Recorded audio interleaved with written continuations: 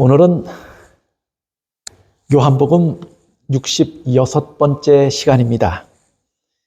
오늘 말씀의 제목은 예수의 부활이 우리에게 알려주는 분명한 사실들이라고 하는 제목입니다. 우리가 지난 시간에 요한복음 20장 1절부터 8절에 있는 말씀을 통해서 또 그 말씀을 보완하는 다른 복음서의 말씀들과 증언의 말씀들을 통해서 안식 후 첫날 새벽 벌어진 예수님의 부활하신 사건과 그 광경들을 살펴봤습니다. 그리고 예수님의 부활이 분명한 사실이었음을 증언하는 여러 증인들의 증언을 통해서 예수님께서 확실하고도 분명하게 부활하셨다고 하는 사실을 확인했습니다. 또 예수님의 부활은 예수님께서 지신 십자가 사건만큼이나 중요한 사건이라고 하는 사실을 일부 확인했습니다. 여러분이 기억하시나요? 예수님께서 부활하신 것이 예수님의 십자가 사건만큼 중요한 이유가 어디에 있습니까? 왜 부활이 그토록 중요합니까? 제가 오늘 지난 시간에 이어서 예수님의 부활이 우리에게 과연 어떤 의미일까? 우리에게 가져다 준 큰 변화들이 무엇일까? 예수님께서 부활하심으로 우리가 얻게 된 것이 무엇이고 우리에게 약속되어진 것이 무엇인가? 그런 분명한 몇 가지의 사실들을 성경과 증언의 말씀들을 통해서 확인해 보려고 합니다. 그런데 일부 우리가 지난 안식일에 이 사실을 좀 다뤘어요. 예수님의 부활이 알려주는 분명한 사실들입니다. 우리에게 가져온 분명한 사실들입니다. 첫째는 뭐냐면 우리의 구속이 완성되었음을 확인하여 준다 하는 것입니다. 기억하시죠? 로마서 4장 25절입니다. 예수는 우리 범죄함을 위하여 내어줌이 되고 우리가 범죄했기 때문에 예수님은 십자가를 지시고 돌아가셨다 그 말이에요. 그렇죠? 또한 우리를 의롭다 하심을 위하여 뭐 했다고 그랬어요? 살아나셨다고 그랬어요. 우리를 구속하시기 위해서 십자가를 지셨는데 우리를 구속하시고 의롭게 하는 일이 무엇을 통해서 완성되었다는 거예요? 부활을 통해서 완성되었다 하고 말씀하는 것입니다. 또 로마서 10장 9절엔 사도 바울이 그래서 뭐라고 권면했냐면 내가 만일 내 입으로 예수를 주로 시인하며 또 하나님께서 그를 죽은 자 가운데서 살리신 것을 내 마음에 믿으면 뭘 얻으리라고요? 구원을 얻으리라. 십자가를 통해서 이미 구원 얻은 거 아닙니까? 십자가를 통해서 이미 우리의 죄가 다 속량된 거 아닙니까? 우리가 의롭게 된 것 아닙니까? 성경은 그것을 이야기하지요. 그러나 그것만을 이야기하지 않고 그것이 보증되고 확인되는 것은 무슨 사건을 통해서 되는 것이라고요? 예수님께서 부활하심으로 되는 것이라고 가르쳐요. 예수님이 십자가를 지고 돌아가신, 십자가에 달려 돌아가신 것은 그리고 부활하지 못하셨다면 여느 죄인들이 십자가를 지고 죽은 것과 다를 바가 없어요. 십자가를 지고 죽은 사람들이 많았어요. 그러나 부활한 사람은 없어요. 부활하셨다고 하는 것은 뭐냐면 예수님이 하나님의 아들이었다고 하는 것에 대한 보증이고 증명이었어요. 증거였어요. 그래서 하나님의 아들이 우리의 죄를 지고 십자가를 지셨다고 하는 사실을 가르치는 것이에요. 이 사실을 믿어야 뭘 얻는다고요? 구원 얻는다 하고 가르쳤습니다. 자, 첫째는 뭐예요? 부활이 우리에게 가져온 의미들, 가져온 사건들, 가져다 준 분명한 사실들이 뭐냐면 부활을 통해서 우리의 구속이 뭐 되었다는 거예요? 완성되었음을 확인시켜준다 하는 것입니다. 그 다음에 오늘 우리가 지난 시간에 말씀을 제가 대략 요약을 했고요. 오늘 우리가 살펴볼 내용들입니다. 부활이 알려주는 분명한 사실들. 두 번째예요. 예수님의 희생과 부활은 그분이 재림하실 것이라는 사실에 대해서 명백한 보증이 된다 하는 것입니다.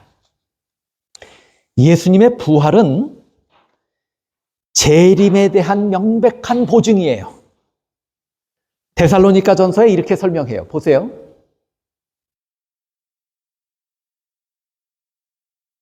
그 데살로니가 전서의 말씀을 제가 그 주보에 실었습니다. 이런 주보를 가지신 분들 한번 같이 보십시오. 데살로니가 전서 4장 14절부터 18절입니다. 우리가 예수의 죽었다가 다시 사심을 믿을진대 이와 같이 예수 안에서 자는 자들도 하나님이 저와 함께 데리고 오시리라.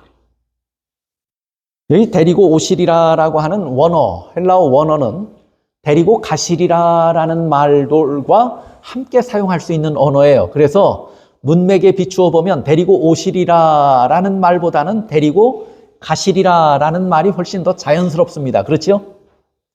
다시 읽어보십시다. 우리가 예수에 죽었다가 다시 사심을 믿을진대 이와 같이 예수 안에서 자는 자들도 하나님이 저와 함께 데리고 가시리라.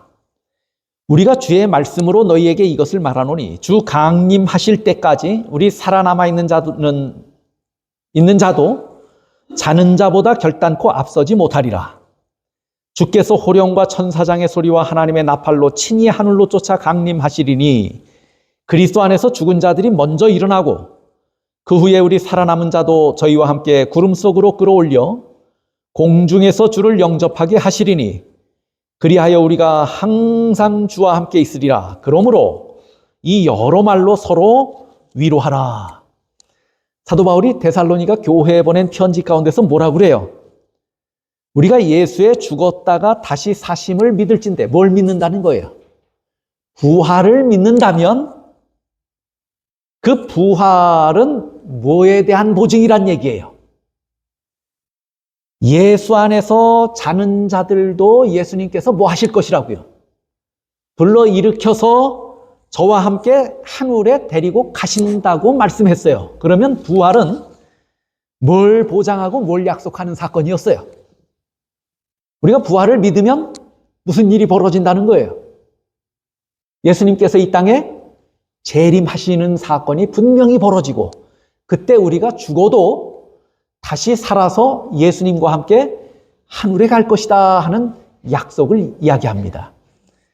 여러분이 이런 성경의 기록들을 보면서 예수의 부활이 예수님께서 다시 오실 것이라고 하는 명백한 보증이 되고 약속이 된다고 하는 사실을 확인할 수 있는 것이에요.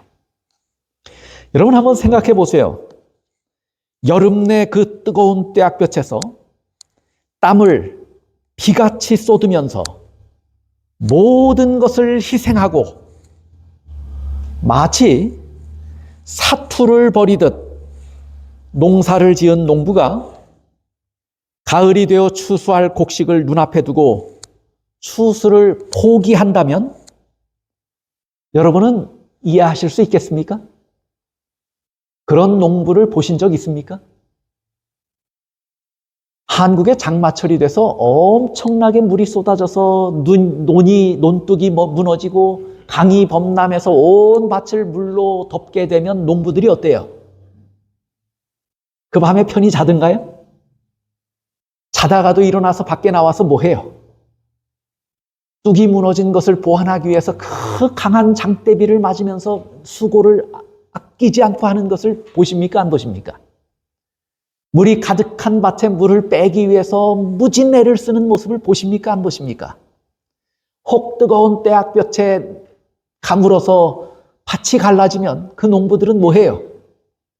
그 밭에 물을 대기 위해서 갖은 수단을 동원해요. 그렇죠? 남의 밭에 들어가는 물길까지도 뭐 해요? 그것까지 바꾸어서 자기 밭에 물을 대기 위해서 애써요. 그러다가 뭐도 해요? 싸우기까지 하는 거예요. 전 농사 짓는 모습을 가만히 들여다보면 사투를 벌이는 것 같지 않습니까? 그렇게 농사를 지은 농부가 다 곡식이 자라서 무르익어서 고개를 숙여서 황금빛이 되었으면 뭐 해야 돼요? 그 농부는 그 벼를 뭐 해야 돼요? 와서 벼야 할 거 아니에요? 추수해야 할 거 아니에요? 한여름 내 그런 수고를 아끼지 않던 농부가 추수할 때가 다 되었는데 황금빛이 되어서 벼 이삭들이 다 고개를 숙였어요. 그런데 그 농부가 그것을 보면서 참 보기 좋다 하고 말만 하고 거두어들이지 않는다면 이 농부가 제정신이에요? 그런 농부를 여러분은 한 번도 보신 적 없을 겁니다. 그렇게 애써서 추수했다면, 그 농사 지었다면 추수 때가 되면 반드시 추수하는 거예요. 보세요. 농부가 그렇게 땀 흘리고 애쓴다고 하는 것은 그렇게 하는 행위를 통해서 뭘 보는 거예요? 그 농부가 뭐 할 것이라고 하는 사실을 미리 볼 수 있어요. 추수할 것이라고 하는 사실을 미리 볼 수 있지 않습니까? 예수님께서 돌아가셨다가 부활하시는 사건을 볼 때 예수님이 뭐 하실 것이라는 사실을 볼 수 있는 거예요. 재림하실 것이라고 하는 사실을 분명히 볼 수 있는 것입니다. 예수님은 요한복음 14장 3절에 그래서 뭐라고 말씀했냐면 가서 너희를 위하여 저소를 예비하면 내가 다시 와서 너희를 내게로 영접하여 나 있는 곳에 너희도 있게 하리라. 예수님께서 약속하셨어요. 돌아가시고 부활하시고 승천하실 예수님은 그렇게 반드시 하고 난 다음에는 내가 다시 오겠다 하고 약속합니다. 사도행전에 보면 1장 10절부터 11절이에요. 올라가실 때 제자들이 자세히 하늘을 쳐다보고 있는데 흰옷 입은 두 사람이 저희 곁에 서서 가로되 갈릴리 사람들아 어찌하여 서서 하늘을 쳐다보느냐 너희 가운데서 하늘로 올리우신 이 예수는 하늘로 가심을 본 그대로 오시리라 하였느니라. 제자들과 많은 성도들 앞에서 오순절이 되면 성령께서 임하실 것이라고 하는 분명한 약속을 하신 예수님께서 감람산에서 제자들과 성도들이 보는 앞에서 승천하십니다. 예수님이 공중으로 올라가시는 모습을 제자들과 많은 사람들이 지켜봤어요. 예수의 십자가의 죽음으로 한번 이별을 맛보았던 그 사람들이 예수님의 승천하심으로 또다시 뭐 하는 거예요? 예수님과 헤어지는 거예요. 비록 그것이 마지막이 아니라고 믿을지라도 가까이 교제하던 사람과 떨어진다고 하는 그것이 그렇게 긴 시간이 아닐 수도 있어요. 잠시라도 떨어진다고 하는 사실은 그 마음에 뭘 남기냐면 허전함과 그리움과 슬픔까지도 남깁니다. 그래요, 안 그래요? 그 올라가는 예수님을 바라보면서 제자들과 성도들이 예수의 다시 오실 것을 들었어요. 믿었어요. 그럼에도 불구하고 예수님과 헤어지는 것이 슬펐어요.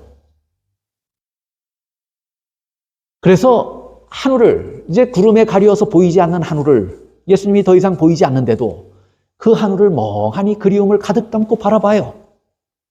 그때 흰옷 입은 두 천사가 나타나서 뭐라고 말해요? 그 예수가 너희가 보는 앞에서 이렇게 올리우신 이 예수가 너희가 오늘 본 그 모습 그대로 어떻게 하실 것이라고요? 다시 오실 것이라고 이야기합니다. 여러분 우리가 분명히 알아야 돼요. 예수님의 재림은 예수님이 스스로도 약속하셨고 천사들도 증언한 사실입니다. 그런데 그렇게만 예수님의 재림을 성경은 이야기하는 것이 아니고요. 예수님의 십자가와도 예수님의 재림은 무관하지 않다고 가르쳐요. 다시 말하면 예수님의 재림에 대한 약속이요. 그 이전에 일어났던 역사적인 사건들과 절대로 무관하지 않다 그 말이에요. 히브리서 9장 28절에 보면 이렇게 말해요. 이와 같이 그리스도도 많은 사람의 죄를 담당하시려고 단번에 들이신 바 되셨고 예수님이 뭐 하셨다는 얘기예요? 십자가를 지고 돌아가셨고 그 말이죠. 구원에 이르게 하기 위하여 죄와 상관없이 자기를 바라는 자들에게 두 번째 나타나시리라 그랬어요. 예수님의 재림은 십자가와 무관하다는 얘기예요. 예수님의 재림은 십자가와 관계에 있다 그 말이에요. 예수님께서 분명하게 많은 사람의 죄를 담당하시고 십자가에 달려 돌아가셨다면 그 사건은 무엇과도 관련이 있는 것이냐면 예수님의 재림의 사건과도 관련이 있다 그 말이에요. 그게 전제되지 않았다면 예수님이 십자가를 지실 필요가 있었단 얘기예요, 없었단 얘기예요? 그게 재림이 전제되지 않았다면 예수님이 십자가를 지실 이유도 없었다 그 말이에요. 구원에 이렇게 죄를 다 짊어지고 의롭게 하셨으면 뭐 해야 돼요? 구원에 이르게 해야 할 거 아니에요. 그래서 구원에 이르게 하기 위하여 두 번째 나타나신다 그렇게 설명해요. 그러면 예수님의 재림은 십자가와 관련이 있다는 얘기예요, 없다는 얘기예요? 분명하게 관련이 있다 그 말이에요. 무관하지 않다 그 말이에요. 또 예수님의 재림은 부활과 관련이 있습니까, 없습니까? 부활과 관련이 있어요. 예수님의 재림은 승천과도 관련이 있어요. 승천하지 않으셨다면 재림하실 일이 없어요. 그래서 그 예수님께서 재림하신다고 하는 약속과 천사들의 증언은 그 이전에 일어났던 역사적인 사실들과 절대로 무관하지 않은 거예요. 십자가와도 관련이 있고 부활이나 승천과도 재림은 불가분리의 관계가 있다 그 말이에요. 여러분, 우리는 복음이라고 하는 말을 자주 들어요. 그렇죠? 또 특별히 우리 재림교인들은 영원한 복음이라는 이야기를 듣습니다. 자주 듣습니다. 복음이 뭐하다는 얘기예요? 복음이 영원합니까? 영원해요. 또 복음은 완전합니까? 완전해요. 우리의 죄를 용서한다고 하는 소식도 있고 주님은 우리의 죄를 대신 짊어지시고 돌아가신다고 하는 소식도 복음 안에 있고 하나님은 공의롭게 심판하신다고 하는 이야기도 복음 안에 있어요. 그렇죠? 그래서 복음은 완전해요. 그런데 성경이 말하는 복음에는요, 적어도 6가지의 사실들이 포함되어 있습니다. 성경이 말하는 복음에는 이 사실들이 모두, 이 6가지의 사실들이요, 모두 연속적이고 서로 상관되어 있어요. 그래서 적어도 이 6가지의 내용들이 복음 안에 포함되어 있지 않다면, 그 중에 그 연결고리 하나라도 끊어진다면 복음이 완전할 수가 없어요. 완전하지 않은 복음은 영원할 수도 없는 거예요. 어떤 6가지 조건이 복음 안에 있는가 하고요. 보세요. 복음의 연속적이고 상관된 국면들. 첫째, 예수님은 본래 창조주 하나님이시다 하는 것이에요. 이게 복음입니까, 아닙니까? 여러분, 이 사실을 복음이라고 흔히 이해했어요, 안 했어요, 지금까지? 분명하게 기억하셔야 합니다. 복음에는 6가지 조건이 포함되어 있어야 돼요. 그래야 완전해져요. 그래야 영원하다고 말할 수 있어요. 첫째는 뭐냐면 예수님은 본래는 누구시라는 거예요. 창조주 하나님이. 그분이 누구이신가 하는 문제가 중요합니까, 복음에서? 아무나 내가 이렇게 한다라고 말하면 믿을 수 있는 거예요, 없는 거예요? 내가 너의 죄를 대신했다라고 말하면 믿을 수 있어요, 없어요? 아무나 이야기한다고 해서 효력이 있는 게 아니에요. 믿을 수 있는 게 아니에요. 복음의 시작은 예수님은 창조주 하나님이시다라고 하는 것에서부터 시작해야 합니다. 복음은 여기서 시작하는 거예요.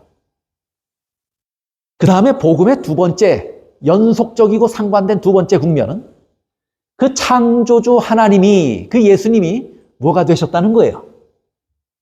인간이 되셨다는 거예요. 성육신 하셨다는 거예요. 빌립보 2장 7절 8절에 분명하게 이야기를 해요. 하나님이 인간이 되시지 않는다면 복음의 이야기가 시작될 수 있습니까? 없습니까? 시작될 수가 없어요. 어떻게 십자가를 지시고 어떻게 부활하시고 그런 사건들이 어떻게 일어나요? 복음을 이루는 두 번째 조건입니다. 이 사실이 분명히 복음 안에 포함되어 있어야 합니다. 복음은 연속적이고 상관된 것이에요. 여러분, 복음은 이것 하나다라고 절대로 말할 수 없어요. 연속적이고 상관된 것이에요. 이 6가지 조건이 다 함께 맞추어져야 그게 뭐예요? 비로소 복음이에요. 그 다음에 세 번째는 뭐냐면 그 예수께서 십자가를 지심으로 대속적 죽음을 당하셨다 하는 것입니다. 우리가 흔히 복음하면 뭐만을 이야기해요? 이 세 번째 조건만을 얘기하는 거예요. 그렇죠? 그러나 이 시작은 어디서부터 시작하냐면 이날 죽으신, 십자가를 지고 죽으신 이분이 누구셨다고 하는 것에서부터 시작하는 거예요. 하나님이셨다, 창조주 하나님이셨다라는 것에서부터 시작해야 돼요. 그분이 인간이 되셨어요.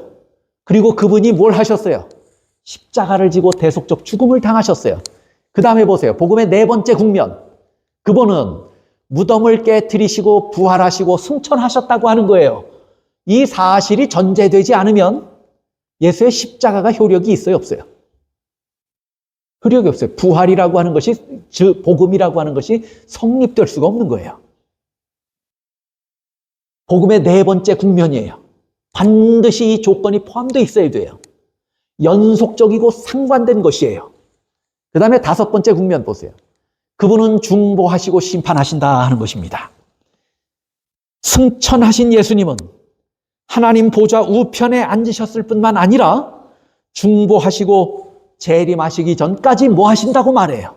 심판하신다고 성경은 분명하게 말해요. 이 사건까지도 복음입니까? 복음은 연속적인 사건이에요. 서로 상관되어 있어요.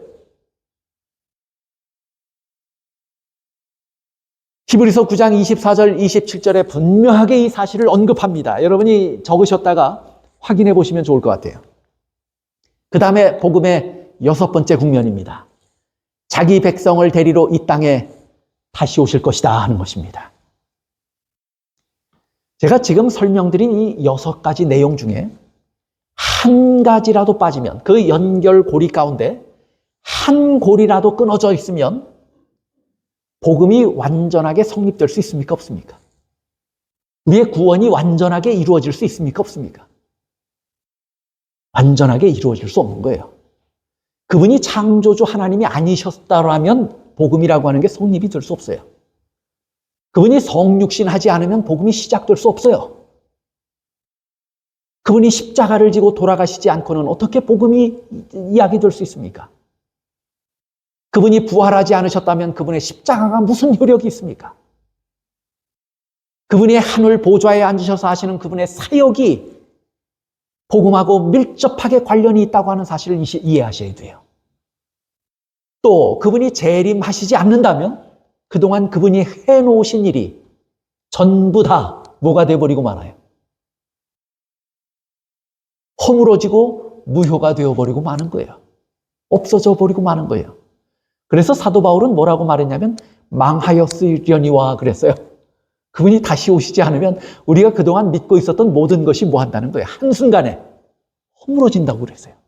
망하는 것이라고 그랬어요. 여러분 분명하게 이해하실 수 있죠? 어느 것 하나 빠뜨릴 수 있는 것이 있습니까? 없습니까? 복음에서. 이 6가지 사실들 중에 어느 것 하나 빠뜨릴 수 있습니까? 없습니까? 그래서 성경은 이 모든 사실들을 분명하게 계시했어요. 인류를 구원하는 하나님의 예수님의 위대한 구속 사업은 연속적이고 상관되어 있다고 하는 사실을 아셔야 됩니다. 그 어느 것 하나도 연결된 고리에서 빠지면 인류 구속 사업은 최종적으로 이루어질 수 없습니다. 어느 것 하나도 빠지면. 십자가를 지신 분은 반드시 부활해야 합니다. 부활하신 예수님은 반드시 다시 오실 것입니다. 연속적인 사건에서 우리는 예수님의 재림을 분명하게 볼 수 있다고 하는 것이에요.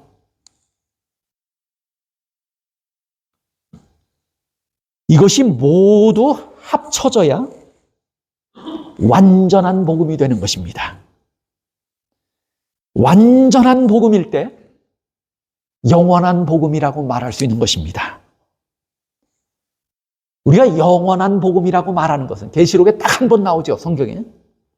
영원한 복음이라고 말할 수 있는 것은 시간적으로 영원 전부터 영원까지 존재하는 복음이라고 하는 측면에서 영원한 복음이에요. 또 내용적으로는 이렇게 6가지의 사실들, 연속적인 이 사실들이, 이 국면들이, 상관된 국면들이 모두 한 자리에 모여서 합쳐질 때, 연속해서 다 이루어질 때 무슨 복음이 돼요? 완전한 복음이 돼요. 그래서 영원한 복음이라고 말할 때는 시간적으로는 영원하지만 내용적으로는 이렇게 완전해야 비로소 뭐라고 말할 수 있는 거예요? 영원한 복음이라고 말할 수 있는 거예요. 무슨 의미인지 이해하실 것입니다. 그러므로 초대교회 역사 이후에 제자들뿐만 아니라 많은 사람들이 수많은 세월이 흐르는 동안에 복음을 증거했는데 십자가와 부활을 증거했어요. 그런데 이 사실들을 증거한 사람들이나 이 사실을 듣고 믿은 사람들이요, 한결같이 뭘 바라보고 있던가요? 한결같이 예수의 십자가와 부활을 증거한 제자들이 뭘 바라보고 있던가요? 예수님의 재림을 바라보고 있어요. 그랬어요, 안 그랬어요? 예수님의 십자가와 부활을 증거받은 사람들이 이상하게 한결같이 뭘 기다려요? 예수님의 재림을 기다려요. 이것이 복음인 거예요. 십자가와 부활이 약속한 것은 뭐냐면 재림입니다. 예수님께서 부활하셨다고 하는 분명한 사실 앞에 우리의 눈은 예수님께서 재림하실 것이라고 하는 사실을 볼 수 있어야 합니다. 왜냐하면 부활은 확실한 증거이기 때문입니다. 재림에 대한 확실한 증거입니다. 그래서 각 시대의 대쟁투에 보면요, 초대교회의 부활을 증거한 사람, 십자가와 부활을 증거한 자들과 그것을 들은 수많은 사람들이요, 그들은 부활할 것이었으므로 즐거운 마음으로 무덤에 들어갔다. 그들이 핍박과 모진 박해를 받으면서도 예수의 부활을 증거하면서 뭐 했단 얘기예요? 기쁜 마음으로, 자원하는 마음으로 어디에 들어갔다고요? 무덤에 들어갔다고요. 그런데 그들은 주께서 아버지의 영광으로 하늘 구름을 타고 오사 거룩한 나라에 인도하여 들이실 때를 뭐 했다고요? 바라보았다고요. 부활을 증거하고 십자가를 증거한 자들과 그 기별을 들은 자들이 모진 박해와 핍박 속에서도 그 모든 것을 달게 감내하면서 기쁨으로 무덤에 들어갔는데, 그렇게 들어갈 수 있었던 것은 뭘 바라보고 있었기 때문이라는 거예요. 예수님의 재림을 바라보고 있었기 때문이다 하고 말하는 것입니다. 예수께서 부활하신 것이 사실이면 재림도 분명하고 역사적인 사실이고 사건이 될 것입니다. 이것을 확실하게 믿으시기를 바랍니다. 베드로후서 3장에 보면요, 사도 베드로가 이런 말해요. 마지막 때가 되면 기롱하는 자들이 나타날 것이라고요. 기롱하는 자들이 나타나서 무슨 말로 교회와 교인들, 하나님의 자녀들을 혼돈에 빠뜨릴까요? 무슨 말로? 무슨 말로 혼란에 빠뜨릴까요? 기롱하는 자들이 나타나서 마지막 때 이런 자들이 나타날 거라고 그랬어요. 무슨 말로 기롱한다고 기록되어 있나요? 베드로가 뭐라고 말해요? 주의 강림하신다고 하는 약속이 어디 있느냐? 조상들이 잔 후로부터 지금까지 뭐 하다고요? 그냥 있다. 무슨 일이 일어났냐? 이 말은 뭐예요? 마지막 때가 되면 이렇게 기롱하는 자들이 나타나서 온 사회에 편만하게 사람들을 오해하게 하고 혼돈 가운데 빠뜨리게 될 것인데 뭐가 없을 것이란 얘기예요. 예수의 재림이 없을 것이라고 하는 사실을 가르친다 그 말이에요. 예수님의 부활을 끝까지 막으려고 했던 사탄이 이것에 대해서 거짓말을 퍼뜨리는 것은 사탄다운 일 아닙니까? 사람들의 배후에 숨어서 그를 추종하는 많은 악한 천사들과 사람들 배후에서 사람들을 부추겨서 사람들 사이에 혼란을 다시 일으키는 기별들을 증거할 것인데 무슨 기별을 증거한다고요? 예수의 재림이 분명하지 않고 일어나지 않을 것이라고 하는 사실을 증거할 것이라고요. 그런 시대에 우리가 삽니다. 제가 지난주에 여러 각 나라의 부활을 믿지 않는 그리스도인들에 대한 그 조사들을 몇 군데의 기록들을 통해서 여러분들에게 들려드렸어요. 부활만 믿지 않는 게 아니에요. 여러분 기억하실 거예요. 영국의 교인들은, 그리스도인들은 4명 중에 1명은 예수의 부활을 안 믿는다고 그랬어요. 한국과 미국의 그리스도인들, 기독교인들은 3명 중에 1명이 예수의 부활을 안 믿는다고 그랬어요. 독일은 42%가 그리스도인 중에 42%가 예수의 부활을 안 믿는다는 거예요. 거의 절반이에요. 예수의 부활, 그 다음에 목회자들, 남침례교회 목사들도 예수의 부활을 안 믿는 목사들이 많다고 그랬어요. 예수의 부활은 철학적으로 받아들여야 된다라고 가르치는 신학자들이 많이 나타난다고 하는 말씀도 드렸어요.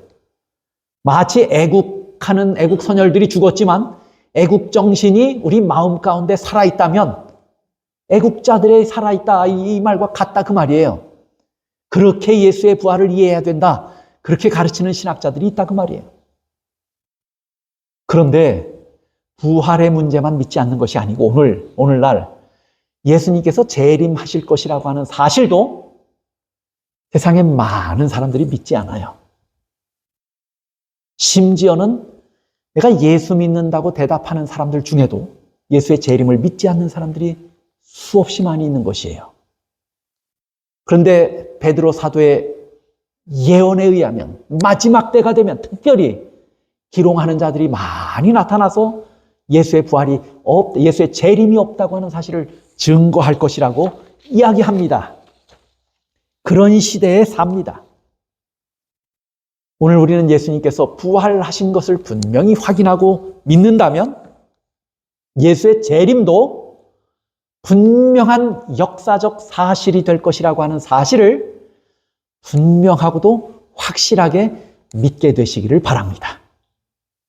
예수의 부활이 가르쳐주는 사건이에요. 예수의 부활로 알게 되는 사건이에요. 그게 뭐예요? 예수의 재림입니다. 그 다음에 예수의 부활로 알게 되는 사실이 또 하나 있어요. 분명한 사실은 예수의 부활은 우리가 죽어도 살 것이라는 확실한 보증이고 약속이다. 예수의 부활을 통해서 우리가 뭘 안다는 거예요? 뭘 믿을 수 있게 된 겁니까? 우리도 죽어도 뭐 할 것이라고요? 죽어도 살 것이라고 하는 사실을 믿을 수 있다 그거예요. 고린도전서 15장 20절 23절입니다. 그러나 이제 그리스도께서 죽은 자 가운데서 다시 살아 잠자는 자들의 첫 열매가 되셨도다. 그 다음에 23절이에요. 그러나 각각 자기 차례대로 되리니 먼저는 첫 열매인 그리스도요. 예수님은 잠자는 자들의 첫 열매가 됐다고 그랬어요. 죽은 자 가운데서 부활하셔서. 그런데 먼저는 첫 열매 되신 그리스도고 다음에는 그리스도 강림하실 때에 그에게 붙은 자요. 예수님이 부활하신 첫 열매라면 그 다음 열매들도 있다는 얘기예요. 그 다음 열매들이 이제는 주렁주렁 열리게 될 것인데 그 열매는 언제 일어날 것이라고요? 언제 일어날 것이라고요? 그리스도 강림하실 때 그에게 붙은 자들이 주렁주렁 두 번째 열리는 열매로 부활에 참여하게 될 것이라고 사도 바울은 이야기합니다. 여러분, 여기서 첫 열매라고 말했을 때 사도 바울은 뭘 염두에 뒀냐면 요제절, 이스라엘 백성들에게 있었던 요제절의 사건을 염두에 두고 하신 말씀이에요.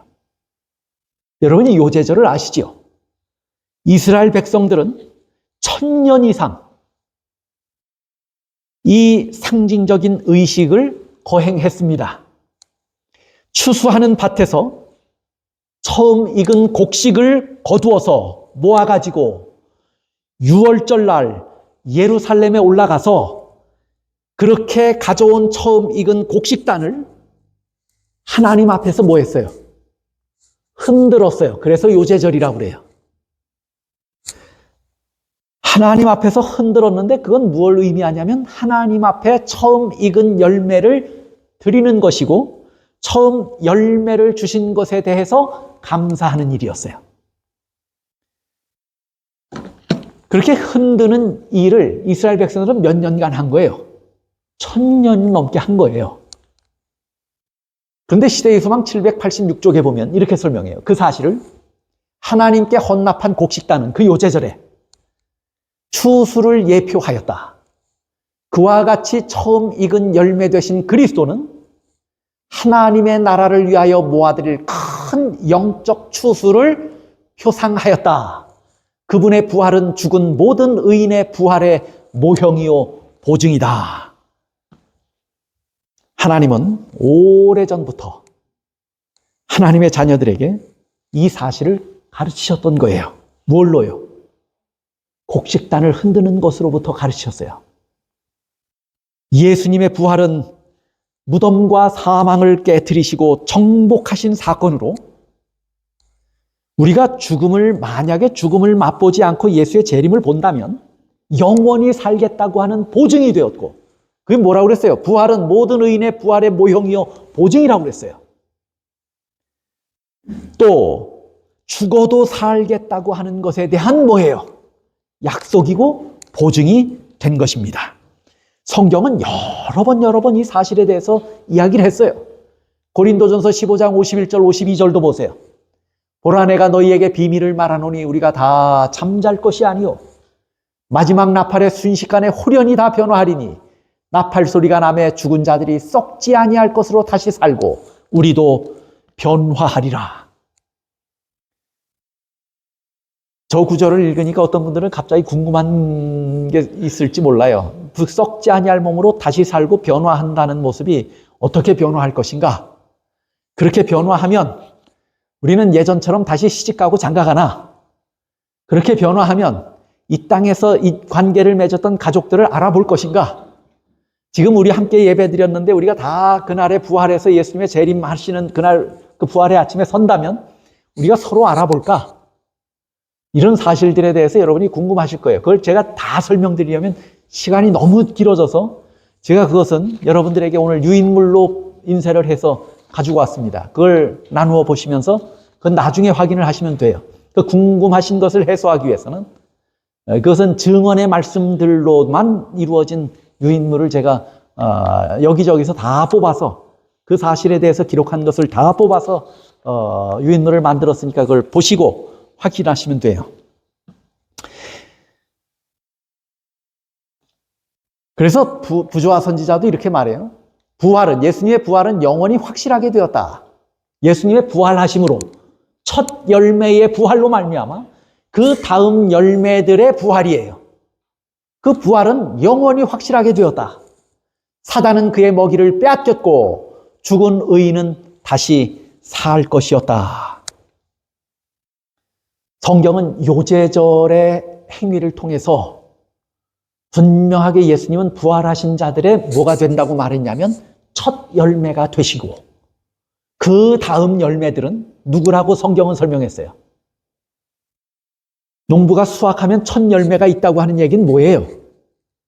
그보다 훨씬 더 많은 수없이 셀 수 없는 열매가 아직 밭에 있다는 얘기 아니에요. 마찬가지로 예수님은 첫 열매가 되시고 그것이 보증이 되어서 약속이 되어서 후일에 예수님 강림하실 때 수많은 죽은 의인들이 뭐 하게 될 것이라고요? 부활하게 될 것이라고 하는 거예요. 그래서 예수님의 부활은 뭘 보증하는 거예요? 죽은 우리 몸이 부활할 것이라고 하는 사실을 분명하게 보증하는 사건이에요. 이 사건이 또 한 번 일어나요. 마태복음에 보면요. 마태복음 27장 50절부터 보시면요. 이런 기록이 있어요. 예수께서 다시 크게 소리 지르시고 영원히 떠나시다. 돌아가셨죠. 요한복음의 기록에 의하면 뭐라고 소리 질렀냐면 다 이루었다 하고 소리 지른 거예요. 그렇게 소리 지르고 떠나가셨는데 이에 성소 휘장이 위로부터 아래까지 찢어져 둘이 되고 땅이 진동하여 바위가 터지고 이런 사건이 막 벌어져요. 그런데 무슨 사건이 벌어졌어요? 그날 무덤들이 열리며 자던 성도의 몸이 많이 일어나되 예수님께서 다 이루었다라고 선언하시고 돌아가시는 순간 지진이 나고 어두워지고 무덤들이 열리고 바위가 터지고 했는데 무덤들이 열릴 때 무슨 사건이 벌어졌다는 얘기예요. 죽은 사람들이 살아났어요? 살아났어요. 다 살아난 건 아니에요. 일부가 살아났어요. 일부가 살아났는데 그 사람들은 무덤 안에 그냥 있다가 예수님께서 안식일을 보내시고 일요일 새벽 부활하실 때 부활 후에 저희가 어디에서 나왔어요? 무덤에서 나와서 거룩한 성에 들어간 많은 사람에게 보이니라. 많은 사람에게 부활한 사람들이 나타나서 보였다고 하는 것은 뭐에 대한 증거예요? 뭐에 대한 증거예요? 부활에 대한 증거예요. 죽은 의인들이 살 것이라고 하는 것에 대한 뭐예요? 증거예요. 그런데 무덤만 열렸지 사람들이 부활해서 걸어 나와서 증거가 되고 보증이 된 사건은 무슨 사건 후에 일어나요? 예수님께서 부활하신 사건 후에 일어나요. 이 사실이 무엇을 가르쳐 주냐면 예수님의 부활은 죽은 사람들의 부활에 대한 뭐란 얘기예요? 보증이란 얘기예요. 예수님의 부활이 우리에게 무엇을 가져오는지를 부활할 때 열린 무덤을 통해서 죽은 사람들이 걸어 나와서 성회에 들어가서 사람들 앞에 보임으로 예수님의 부활은 죽은 의인들이 반드시 부활할 것이라고 하는 것을 미리 뭐 하신 거예요? 보여주신 거예요. 이렇게까지 보여주셨으면 믿어야 돼요? 안 믿어야 돼요?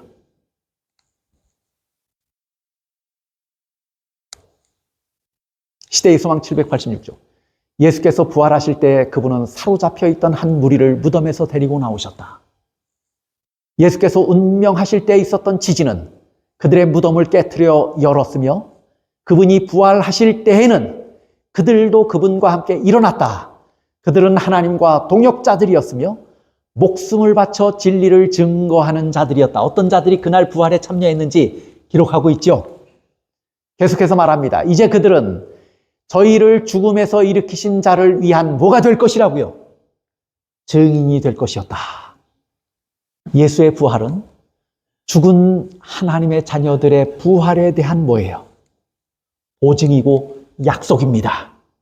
그것을 미리 보여주려고 일부의 의인들을 예수님께서 그날 뭐 하셨어요? 부활시키셨어요. 그 사건을 통해서 우리에게 뭘 보여주셔요? 그들을 통해서 증거로 보여주신 것이에요. 그들이 우리에게 뭐가 돼요? 증인이 된다 그 말이에요. 그리스도께서 부활하실 때 무덤에서 나온 자들은 영생으로 일으킴을 받았다. 이 사람들은 다시 죽음을 맛보지 않습니다. 왜냐하면 우리가 죽어도 살 때, 그때 부활할 때 우리의 모습과 저들의 모습이 같기 때문이에요. 저들이 우리의 미래의 모습을 미리 보여주는 증거로 나타났기 때문에 저들은 다시 죽지 않았어요. 다시 죽지 않았고 영생으로 일으킴을 받았고 그들은 죽음과 무덤을 이기신 그리스도의 전승 기념으로서 그분과 함께 뭐 했다고요? 승천하였다. 뭘 미리 보여주는 모형입니까? 뭘 미리 보여주는 거예요? 예수님께서 재림하실 때 죽은 의인들의 무덤을 다 한꺼번에 여시면 그 무덤에서 사람들이 일어날까요? 죽어도 살겠고 하는 예수님의 약속이 그날 일어날 것입니다. 분명하게 이루어질 것입니다. 죽은 의인들이 일어날 것이에요. 그리고 그들도 예수님과 함께 뭐 할 것이에요? 이들이 그렇게 한 것처럼 예수님과 함께 승천하게 될 것입니다. 십자가 위에서 다 이루었다는 부르짖음이 죽은 일부의 의인들의 귀에 들렸습니다. 그 음성을 들은 의인들은 무덤의 벽을 뚫고 그 무덤 죽은 의인들을 뭐 했어요? 무덤을 깨트리고 불러일으켰어요. 머지않은 미래에 예수님의 음성이 하늘에서 다시 들리게 될 것입니다. 그 음성은 무덤을 뚫고 들어가서 무덤을 깨트리고 열 것입니다. 그리스도 안에서 죽은 자들이 일어날 것입니다. 구주께서 부활하시던 때에는 그 음성을 들은 몇몇 무덤에 묻힌 자들만 일어났지만 그분이 재림하실 때에는 수많은 사람들이 그분의 음성을 듣고 영광스러운 생명으로 부활할 것입니다. 요한복음 11장 25절 25절은 그래서 이렇게 얘기를 해요. 예수께서 가라사대 나는 부활이요 생명이니 나를 믿는 자는 죽어도 살겠고 무릇 살아서 나를 믿는 자는 영원히 죽지 아니하리니 이것을 내가 믿느냐.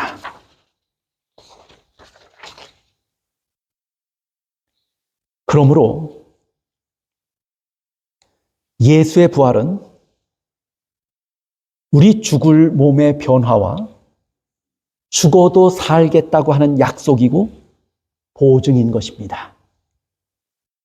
그래서 예수의 제자들과 그 후로 수많은 순교자들과 헌신한 진실한 자녀들이 예수 믿음을 가지고 큰 부활의 소망을 가지고 평화로움 가운데서 무덤에 들어간 것입니다.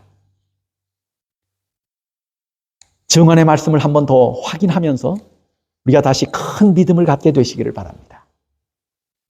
부조와 선지자 203쪽입니다. 말세에 사는 사람들에게는 또 이와 같을 것이다. 위험이 그들을 둘러싸고 절망이 영혼을 억압할 때에 그들은 오직 속죄의 공로만을 의지해야 한다. 여러 가지 우리의 삶이 각박하고 피곤하고 힘들 것이에요. 뿐만 아니라 우리의 영혼을 흔드는 많은 혼란스러움이 우리 가운데 있게 될 것입니다. 이상한 기별들을 듣게 될 것이에요. 우리의 마음이 혼돈되고 흔들릴 것이에요. 내가 구원 얻을 것인가? 내가 잃어버림을 당할 것인가? 하는 것도 우리의 영혼을 괴롭히는 문제가 될 것이에요. 그런데 그때 절망이 영혼을 억압할 때 오직 속죄의 공로만을 의지해야 한다. 이 사실을 꼭 기억하시기를 바랍니다.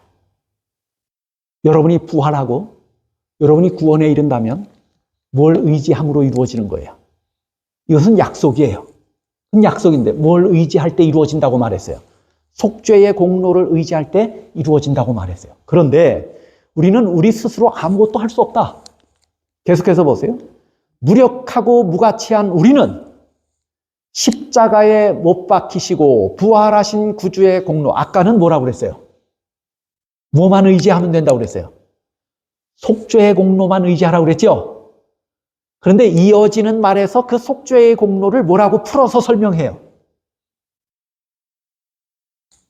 십자가에 못 박히시고 부활하신 구주의 공로예요. 그게 뭐예요? 그게 속죄의 공로예요. 그게 속죄의 공로.